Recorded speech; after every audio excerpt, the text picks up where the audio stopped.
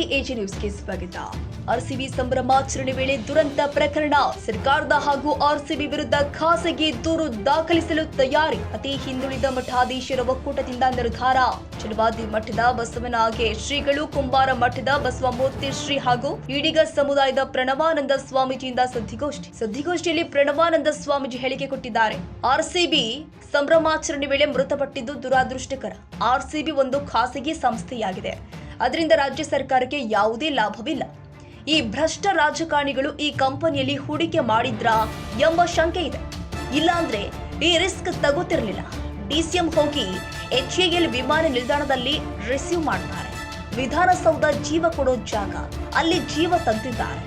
ಶಿಷ್ಟಾಚಾರ ಉಲ್ಲಂಘನೆ ಮಾಡಿ ನಿಮಗೆ ಫೋಟೋಗ್ರಫಿ, ಮಕ್ಕಳಿಗೆ ಆಟೋಗ್ರಾಫ್ಗಾಗಿ ಜನರ ಜೀವ ಬಲಿ ತೆಗೆದುಕೊಂಡಿದ್ರಿ. ನಿಮ್ಮ ರಾಜಕೀಯ ಲಾಭಕ್ಕಾಗಿ ಜನರ ಬಲಿ ಮಾಡಿದ್ದೀರಾ ಎಂದು ವಾಗ್ದಾಳಿ. ಕರ್ನಾಟಕದ ಆನೆ ಕೇರಳದಲ್ಲಿ ಹೋಗಿ ಕೇರಳದ ವ್ಯಕ್ತಿ ಸತ್ತಾಗ ಸಿದ್ದರಾಮಯ್ಯ 20 ಲಕ್ಷ ಪರಿಹಾರ ಕೊಟ್ಟು ಆರ್ಸಿಬಿ ದುರಂತದಲ್ಲಿ ಸತ್ತವರಿಗೆ ಕೇವಲ 10 ಲಕ್ಷ ಕೊಟ್ಟಿದ್ದೀರಿ. ಸಿಟಿ ಪೊಲೀಸ್ ಕಮಿಷನರ್ ದಕ್ಷ ಅಧಿಕಾರಿ ಹಿಂದುಳಿದ ವರ್ಗದ ಪೊಲೀಸ್ ಅಧಿಕಾರಿಯನ್ನ ಅಮಾನತು ಮಾಡಿದ್ದೀರಿ. ಅಸಮರ್ಥ ಗೃಹ ಸಚಿವರನ್ನ ಸಂಪುಟದಿಂದ ಕೈ ಬಿಡಬೇಕು. ಅವರಿಂದ ಗೃಹ ಇಲಾಖೆ ನಿರ್ವಹಿಸಲು ಸಾಧ್ಯ ಆಗ್ತಾ ಇಲ್ಲ. ಕಬ್ಬನ್ ಪಾರ್ಕ್ ಠಾಣೆಯಲ್ಲಿ ಆರ್ಸಿಬಿ ಹಾಗೂ ಸಿಎಂ, ಡಿಸಿಎಂ, ಗೃಹ ಸಚಿವರು ಮತ್ತು ಡಿಜಿ ವಿರುದ್ಧ ನಾಳೆ ದೂರು ಕೊಡಲಾಗುತ್ತೆ. ಅಲ್ಲದೆ ಆರ್ಸಿಬಿ ವಿರುದ್ಧ ಇಡಿಗೂ ದೂರು ಕೊಡ್ತೀವಿ. ಯಾವ ರಾಜಕಾರಣಿಯು ಹೂಡಿಕೆ ಮಾಡಿದ್ದಾರೆ ಅನ್ನೋದು ಬಯಲಿಗೆ ಬರಲಿ ಅಂತ ಹೇಳಿಕೆ ಕೊಟ್ಟಿದ್ದಾರೆ ಸ್ವಾಮೀಜಿಗಳು. ಸರ್ಕಾರಿ ನೌಕರಿಯನ್ನೇ ಕೊಡಬೇಕು ಅಂತಕ್ಕಂಥದ್ದು ಕೂಡ ನಮ್ಮದು ಬೇಡಿಕೆ ಇದೆ. ಮತ್ತು ದಯವಿಟ್ಟು ಮಾಧ್ಯಮದ ಮಿತ್ರರು, ನನಗೆ ಹೇಳಿದೆ 11 ತಿಂಗಳ ಹಿಂದೆ ನಡೆದಿರ್ತಕ್ಕಂಥ ಶಿರೂರು ಗುಡ್ಡದಲ್ಲಿಯೂ ಕೂಡ ಅದು ಒಂದು ನಿಲ್ಲಿಸಬೇಕು. ಇವತ್ತು ಕೂಡ IRB ಕಂಪನಿಯನ್ನು ಅರೆಸ್ಟ್ ಮಾಡಿ ನಾನೇ ಕೇಸ್ ಮಾಡಿದ್ದೀನಿ. ಕೊಲೆ ಕೇಸ್ ದಾಖಲೆ ಮಾಡಿಸಿದೆ ನಾನೇ. ಇವತ್ತು ಅವರು ಅರೆಸ್ಟ್ ಮಾಡಲಿಲ್ಲ. ಸೊ ಹಾಗಾಗಿ ಇದು ಬಿಡುವ ಪ್ರಶ್ನವನ್ನೇ ಇಲ್ಲ. ಮತ್ತು ಡೆಲ್ಲಿಗೆ ತೆರಳಿ ಮಾನ್ಯ ನಮ್ಮ ರಾಜನಾಥ್ ಸಿಂಗ್ ಅವರು ಕೂಡ ಇದರಲ್ಲಿ ಮಧ್ಯಪ್ರವೇಶಿಸಬೇಕು. ಡೈರೆಕ್ಟ್ ಕೇಸ್ ತಗೊಂಡು ಎನ್ಕ್ವೈರಿ ಮಾಡಬೇಕು. ಯಾರ ಬಗ್ಗೆ? ಈ RCB ಏನಿದೆಯಲ್ಲ, ಅದು ದೊಡ್ಡ ಒಂದು ದೇಶ ದ್ರೋಹ ಕಂಪನಿ ಆಗಿದ್ರಿಂದ ಅವರ ದೊಡ್ಡ ಸ್ಕ್ಯಾಮ್ ಇದೆ. ಅದರ ಹಿಂದೆ ದೊಡ್ಡ ಸ್ಕ್ಯಾಮ್ ಇದೆ. ಆಂಟಿ ನ್ಯಾಷನಲ್ ಕೆಲಸಗಳಿಗೂ ಕೂಡ ದುಡ್ಡು ಹೋಗ್ತಾ ಇದೆ ಅಂತಕ್ಕಂಥದ್ದು ಕೂಡ ಇವತ್ತು ವರದಿಯಲ್ಲಿ ಬರ್ತಾ ಇದೆ. ಅದರ ಹಿಂದೆ ದೊಡ್ಡ ಬಾಹ್ಯ ಶಕ್ತಿಗಳಿದ್ದಾವೆ. ಕರ್ನಾಟಕಕ್ಕೆ ಇದೇ ರೀತಿಯಲ್ಲಿ ಒಂದು ಶಕ್ತಿ ಇರಬಾರದಂತಕ್ಕಂಥದ್ದು ನಮ್ಮ ಉದ್ದೇಶ ಇದೆ. ಆದ್ರಿಂದ ಯಾವ ರೀತಿಯಲ್ಲಿ ಆದರೂ ಕೂಡ ಕಾನೂನಿನ ಎಲ್ಲಿವರೆಗೆ ಎಕ್ಸ್ಟ್ರೀಮ್ ಹೋಗಬೇಕು ಅಲ್ಲಿವರೆಗೆ ನಾವು ಹೋಗ್ತೇವೆ.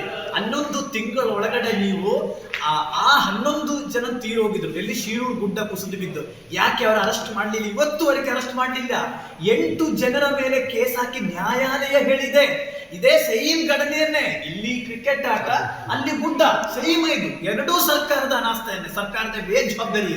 ಹಾಗಾಗಿ ಈ ಸರ್ಕಾರಕ್ಕೆ ಶಾಪ ತಟ್ಟುತ್ತೆ.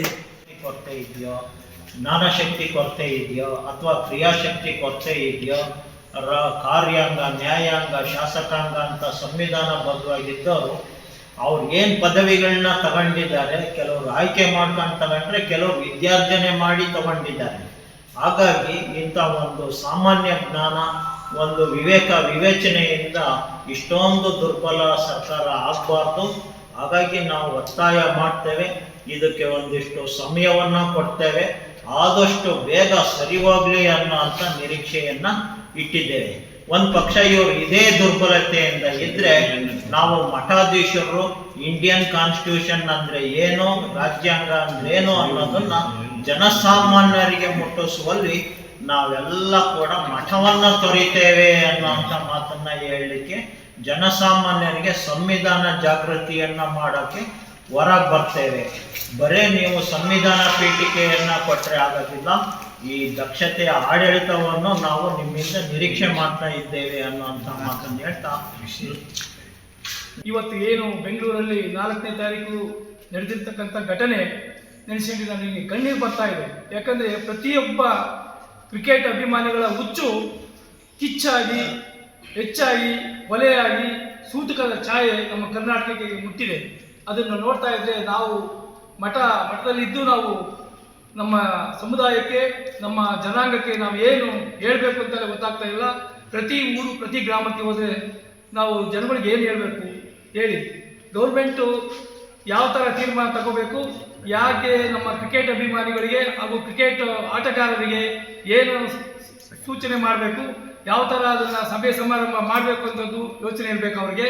ಇವತ್ತೇನು ವಿಧಾನಸೌಧದಲ್ಲಿ ಮಾಡ್ತಕ್ಕಂಥ ಸಭೆ ಅಲ್ಲ, ಅದು ಸ್ವಂತ ಸಭೆ, ಅದು ಗೌರ್ಮೆಂಟು ತಪ್ಪಾಗಿ ಮಾಡಿದೆ.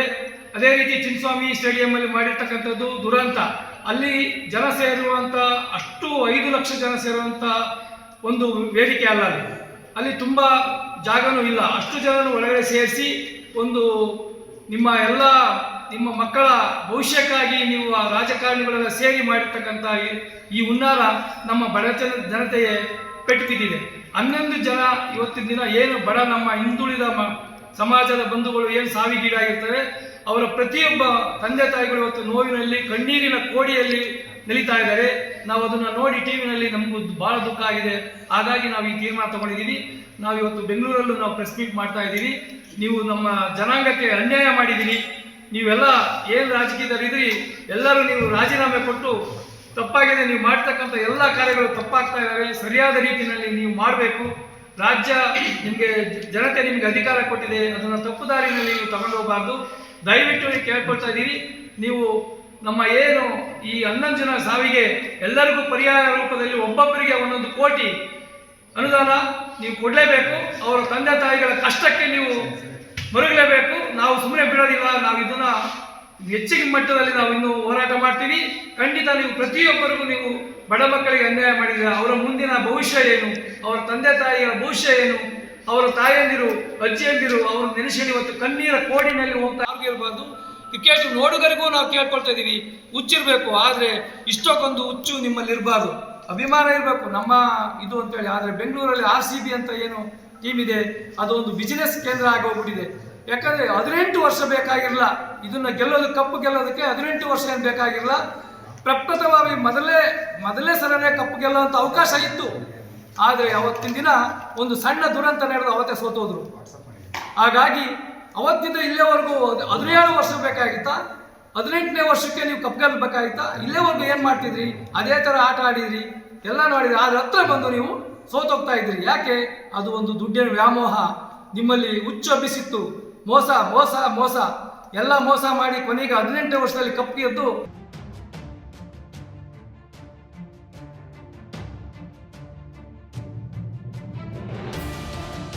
ಕನ್ನಡಿಗರ ಮೆಚ್ಚಿನ ನಿಮ್ಮ AJ 24/7 ನ್ಯೂಸ್ ಕನ್ನಡ ವಾಹಿನಿ ಇದೀಗ ಟಿವಿಯಲ್ಲಿ ಲಭ್ಯ. ಒಂದು ವೇಳೆ ನೋಟಿಸ್ ಕೊಟ್ಟಿದ್ರೆ ವಾಪಸ್ ತಗೋತೀವಿ. ಇವತ್ತು ವಕ್ಫ್ ಪ್ರಾಪರ್ಟಿ ಅಂತೇಳಿ ಬರ್ತದೆ ಅಂತ ಹೇಳಿದ್ರೆ ರೈತರು ಬೀದಿಗೆ ಬದಲು ಏನ್ ಮಾಡ್ಬೇಕಾಗತ್ತೆ? ಯಾರು ವೋಟ್ ಹಾಕಿಲ್ಲ ಅಂದ್ರೆ ಗ್ಯಾರಂಟಿನೆಲ್ಲ ಸ್ಟಾಪ್ ಮಾಡ್ಬಿಡ್ತೀವಿ.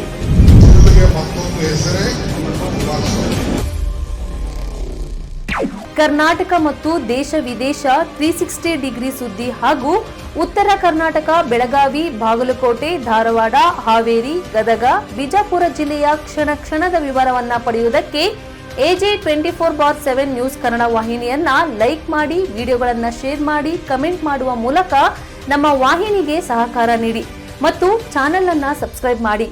ಧನ್ಯವಾದಗಳು.